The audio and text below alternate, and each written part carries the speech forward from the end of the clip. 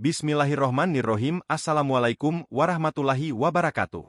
Langkah di atas luka. Sebelum lanjut jangan lupa untuk subscribe. Semoga kalian semua yang subscribe masuk surga. Di tengah riuhnya kota Depok yang perlahan berubah menjadi kawasan urban, tinggal seorang wanita bernama Rania. Usianya baru menginjak 35 tahun. Namun sorot matanya menyimpan kisah yang jauh lebih tua dari usianya. Rania bukan perempuan biasa. Ia adalah perpaduan antara kecantikan alami dan kelembutan hati yang sulit ditemukan dalam kehidupan modern. Wajahnya teduh, dengan alis yang tegas dan mata hitam pekat yang menyiratkan kesedihan mendalam. Kulitnya cerah terawat, tubuhnya ramping, penampilannya selalu sederhana tapi menawan. Dulu, banyak pria berlomba-lomba mendekatinya. Namun hidup punya cara sendiri dalam menguji seseorang. Rania adalah seorang janda. 3 tahun yang lalu, suaminya meninggal karena kecelakaan lalu lintas saat hendak pulang kerja. Kepergian itu bukan hanya menyisakan duka, tetapi juga tanggung jawab berat yang kini sepenuhnya berada di pundaknya, menghidupi dan membesarkan anak semata wayangnya, Alif, seorang bocah laki-laki yang saat itu baru berusia 4 tahun. Kehidupan pasca kepergian suaminya tidak berjalan mudah bagi Rania. Warisan yang ditinggalkan hanya cukup untuk beberapa bulan ke depan. Mobil satu-satunya dijual untuk biaya pemakaman dan menyelesaikan utang almarhum. Rania tidak punya gelar sarjana, hanya ijazah SMA dan pengalaman bekerja sebagai kasir dan resepsionis semasa muda. Ia mencoba berbagai cara untuk tetap bertahan. Menjual makanan ringan dari rumah, menerima pesanan kue, bahkan menjadi freelancer data entry dari laptop bekas yang sering ngadat. Meski lelah, ia tak pernah memperlihatkan air mata di depan Alif. Tapi di balik pintu kamar, setiap malam Rania mengadu dalam sunyi. Ia tak tahu sampai kapan bisa bertahan. Sementara harga kebutuhan pokok makin melonjak, dan sekolah Alif menuntut lebih banyak biaya. Rania adalah sosok ibu yang tidak sempurna, tapi mencintai dengan seluruh luka dan tenaganya. Ia tak pernah berpikir untuk menyerah, tapi juga tak tahu harus melangkah kemana lagi. Takdir seolah memberi cahaya ketika seorang teman lama dari masa SMA, Lucy, menghubunginya melalui media sosial. Mereka berbincang lama, dan di sanalah Lucy menawarkan sebuah peluang. Posisi staf administrasi di perusahaan properti tempatnya bekerja di Jakarta Selatan. Aku tahu kamu butuh kerja tetap. Aku bisa bantu referensiin kamu, tapi sisanya tergantung wawancara ya, kata Lucy saat mereka bertemu di sebuah kafe kecil. Hati Rania campur aduk. Antara harapan dan keraguan, ia tahu persaingan dunia kerja di Jakarta tidak mudah. Tapi demi Alif, ia mencoba. Dalam waktu seminggu, Rania mengikuti proses wawancara, dan dengan penampilan rapi dan sikap sopannya, ia diterima. Gaji memang tidak besar, tapi cukup untuk memulai kembali. Setiap hari ia harus berangkat subuh dari Depok ke Jakarta, bergelut dengan KRL dan angkutan kota, namun dalam hatinya ada semangat baru. Ini bukan tentang pekerjaan semata, ini tentang harga diri yang ingin ia pertahankan, bahwa ia mampu berdiri di atas kakinya sendiri. Hari-hari pertama bekerja di kantor barunya dipenuhi adaptasi. Gedung tinggi dengan interior modern, suasana profesional yang kaku, dan rekan kerja yang terlihat sibuk dengan urusannya masing-masing, semuanya terasa asing. Namun Rania cepat belajar. Ia mencatat segala prosedur dengan rinci, memerhatikan setiap instruksi, dan tak segan bertanya bila tak paham. Tak butuh waktu lama, ia mulai dikenal sebagai pegawai yang cekatan dan sopan. Sayangnya, kecantikannya juga tak luput dari perhatian. Beberapa pria mulai menunjukkan ketertarikan, tapi ada satu yang sangat mencolok, Damar. Ia adalah manajer pemasaran, pria berusia awal 40-an yang dikenal karismatik, penuh percaya diri, dan punya kekuasaan besar di kantor. Rania sering melihat para staf perempuan menggoda Damar dengan tawa dan pandangan menggoda, tapi entah kenapa, justru Rania yang menarik perhatiannya. Kamu beda, kata Damar suatu hari sambil menyodorkan kopi di pagi yang sibuk. Rania hanya tersenyum kaku, mencoba tetap menjaga jarak. Namun Damar bukan pria yang mudah diabaikan. Ia tahu bagaimana cara mematahkan tembok seseorang. Perlahan, pasti, dan penuh perhatian semu. Ia mulai rutin mendekati Rania. Memberikan bantuan kecil, seperti menjemput saat hujan turun deras, menyelipkan camilan favoritnya di meja kerja, atau menyapa dengan senyum dan candaan ringan yang membuat suasana tegang menjadi cair. Awalnya Rania bersikap biasa saja. Ia tahu dunia kerja tidak lepas dari permainan peran dan diplomasi. Tapi seiring waktu, hatinya mulai resah. Ada kenyamanan yang ia rasakan dari perhatian Damar, sesuatu yang sudah lama hilang sejak kepergian suaminya.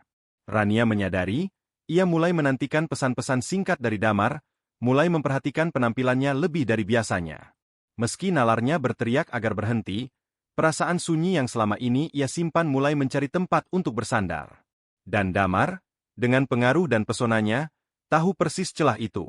Suatu sore yang cerah, Damar mengundang Rania untuk makan malam di sebuah restoran mewah di Jakarta. Rania merasa canggung, tetapi tawaran itu seperti godaan yang sulit ditolak.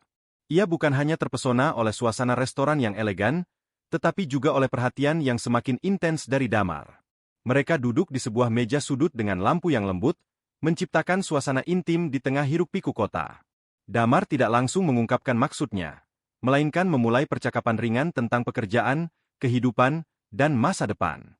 Namun, Rania bisa merasakan ada yang berbeda dalam cara Damar menatapnya, cara dia memperhatikan setiap kata yang keluar dari mulutnya. Rania mulai merasa semakin tidak nyaman, namun ia juga tidak bisa menahan perasaan aneh yang timbul di dalam hatinya. Sesekali, Damar menyentuh tangannya dengan lembut, seolah-olah itu adalah sentuhan yang sudah lama ditunggu-tunggu. Setelah beberapa saat, Damar akhirnya berkata, "Rania, kamu tahu, aku bisa bantu kamu naik jabatan lebih cepat. Tapi aku harap kamu bisa mengerti, kadang ada cara-cara tertentu yang perlu kita ambil untuk mencapai tujuan."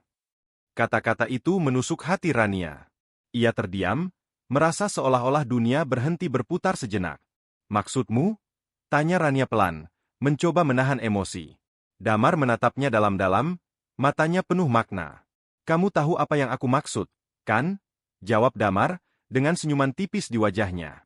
Kata-kata Damar seperti sebuah jebakan yang tersembunyi dalam kemewahan dan kehangatan pertemuan itu. Rania terdiam, hatinya bergejolak. Ia merasa terhimpit antara dua dunia. Dunia yang penuh dengan mimpi besar tentang karir dan masa depan anaknya, dan dunia yang menghancurkan harga diri, namun mungkin bisa memberi solusi untuk semua kekurangannya. Apa yang bisa ia lakukan? Ia memikirkan Alif, anaknya yang selama ini menjadi alasan ia terus berjuang, dan bagaimana hidup mereka akan berubah jika ia bisa mendapatkan promosi yang lebih tinggi. Namun, rasa malu dan rasa hormat terhadap dirinya sendiri mulai meronta. "Aku tidak bisa seperti itu," bisiknya dalam hati. Namun, perasaan terdesak yang tumbuh dalam dirinya membuat keraguan itu semakin besar. Apakah ia benar-benar bisa menolak tawaran itu? Di luar sana, dunia terus berjalan tanpa peduli, dan ia tahu bahwa kehidupan yang penuh perjuangan ini tidak bisa berjalan tanpa bantuan. Damar kemudian mengalihkan topik, membicarakan pekerjaan dan peluang-peluang besar yang menanti jika Rania bisa ikut berkompromi dengannya. Ia berjanji akan membuat semuanya berjalan lancar jika Rania bersedia menerima tawaran itu. Rania merasa bingung, seolah berada di persimpangan yang tak bisa ia hindari. Sebuah bagian dari dirinya ingin menolak, tetapi bagian lainnya sangat menginginkan perubahan. Dalam kebingungan itu, Rania memutuskan untuk memberi jawaban beberapa hari setelah pertemuan tersebut. Ia mencoba untuk tidur nyenyak, tetapi pikirannya terus dipenuhi oleh bayang-bayang tawaran Damar. Hari-harinya penuh dengan kebimbangan. Ia merasa seperti sedang terperangkap dalam perangkap yang tak bisa ia hindari. Setiap malam, ia melihat Alif yang tidur nyenyak, dan hatinya semakin berat. Jika ia bisa mendapatkan jabatan yang lebih tinggi, kehidupan mereka akan jauh lebih baik. Alif akan mendapatkan pendidikan yang lebih baik, dan ia tidak perlu lagi hidup dalam kekurangan. Namun, apakah itu sebanding dengan harga dirinya sebagai seorang wanita? Ia tahu bahwa ini bukan hanya tentang pekerjaan, tetapi juga tentang dirinya sebagai perempuan. Sebuah harga diri yang telah ia bangun selama bertahun-tahun. Namun, keputusan itu datang dengan cepat. Suatu pagi, setelah memikirkannya sepanjang malam, Rania akhirnya mengirim pesan kepada Damar. "Baik, aku akan ikut dengan caramu. Tapi hanya untuk karir, Damar." "Itu saja," tulisnya. Ia tidak tahu apakah itu keputusan yang benar, tetapi di saat itu, ia merasa tidak ada pilihan lain. Dengan keputusan itu, segalanya berubah dengan cepat. Rania mulai naik jabatan dengan pesat, dan hidup mereka pun mulai berubah. Gaji yang lebih besar, fasilitas yang lebih baik, dan berbagai kemewahan lainnya datang dengan begitu mudah. Rania merasa sedikit lega karena kebutuhan hidup mereka yang semakin mencengkeram akhirnya bisa dipenuhi. Ia tidak lagi harus khawatir tentang tagihan atau biaya sekolah Alif. Namun, seiring berjalannya waktu, Rania merasa semakin kosong. Setiap kali Damar datang ke apartemennya, ada perasaan tak terungkap yang mengganggu hatinya. Ia merasa terperangkap dalam sebuah hubungan yang hanya berjalan di atas permukaan. Damar memberi perhatian yang berlebihan, tapi itu semua terasa seperti transaksi. Rania sadar bahwa meskipun kehidupan materialnya membaik, hatinya semakin hampa. Ia mulai merasakan kesepian yang lebih dalam dari sebelumnya. Kehidupan mereka tidak lagi dipenuhi tawa dan kebahagiaan sederhana seperti dulu, tetapi lebih kepada pertukaran yang membuat hatinya terasa seperti benda mati. Di kantor, kehidupan sosial Rania mulai berubah. Rekan-rekannya mulai menjauh. Beberapa perempuan di kantor mulai berbicara di belakangnya, mencemooh pilihan hidupnya. Mereka menyebutnya dengan julukan, wanita murahan, yang rela mengorbankan segala-galanya demi jabatan dan kekuasaan. Rania merasakan stigma itu menempel kuat pada dirinya. Sahabatnya, Sari, yang dulu selalu ada di sisinya, kini juga mulai menjauh. Suatu hari, Sari mendekatinya dengan tatapan kecewa.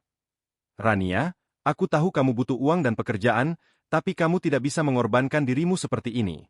Kamu lebih dari itu. Kenapa kamu harus memilih jalan itu?" kata Sari dengan suara terbata-bata, seolah-olah mencoba menahan tangis. Rania hanya bisa terdiam, menahan air mata yang sudah lama ingin keluar. Ia tahu apa yang Sari katakan benar, tetapi setiap kali ia mencoba untuk mundur, ia merasa takut kehilangan segala sesuatu yang telah ia perjuangkan, termasuk impian untuk memberi kehidupan yang lebih baik bagi Alif. Ia merindukan kehidupan yang dulu, kehidupan yang sederhana namun penuh dengan rasa saling menghargai, bukan kehidupan yang dipenuhi dengan tipu daya dan rasa bersalah yang terus menghantui setiap langkahnya. Konflik batin Rania semakin memuncak ketika kejadian tak terduga terjadi. Alif, anak sematawayangnya, tanpa sengaja menemukan pesan-pesan dari Damar di ponsel ibunya. Rania merasa seperti dunia runtuh ketika ia melihat wajah Alif yang memegang ponselnya dengan ekspresi bingung, lalu bertanya, "Ibu, kenapa Om Damar bilang kangen? Bukannya dia bukan ayah?" Hati Rania hancur seketika. Alif tidak pernah tahu tentang hubungan antara dirinya dan Damar. Selama ini, ia berusaha untuk menyembunyikan segala hal tentang hubungan itu, mencoba melindungi anaknya dari kenyataan pahit. Namun, kini semuanya terbuka. Rania mencoba menjelaskan, berusaha mencari kata-kata yang tepat, tetapi Alif hanya menatapnya dengan mata yang penuh kebingungan, tidak mengerti.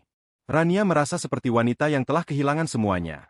Harga dirinya, keluarga yang utuh, dan kini, bahkan anaknya pun mulai merasakan dampak dari semua keputusan buruk yang telah ia ambil. Malam itu, setelah Alif tidur, Rania duduk sendiri di ruang tamu. Seluruh tubuhnya terasa kaku, terjebak dalam bayang-bayang pilihan yang tak bisa ia ubah. Ia berpikir tentang masa depan, tentang bagaimana ia akan menjelaskan semua ini pada anaknya ketika dia lebih dewasa, dan bagaimana ia harus hidup dengan perasaan bersalah yang semakin berat. Kelelahan dan penyesalan mulai menggerogoti jiwa Rania. Ia sadar bahwa meskipun ia mendapatkan apa yang diinginkan, jabatan tinggi, gaji besar, dan segala kemewahan yang datang bersamanya, ia telah kehilangan inti dari kebahagiaan yang sebenarnya. Ia merasa kosong. Tidak ada lagi kebanggaan dalam setiap langkahnya, hanya penyesalan yang terus membebani hati. Keputusan untuk meninggalkan Damar semakin kuat di dalam dirinya. Ia tahu, meskipun jalan itu berat, ia harus keluar dari cengkeraman hidup yang penuh penipuan ini. Ia tak bisa membiarkan Alif tumbuh dengan contoh yang salah, dengan keyakinan bahwa segala sesuatu dapat dibeli dengan harga yang tinggi. Keesokan harinya, Rania akhirnya mengirim pesan kepada Damar.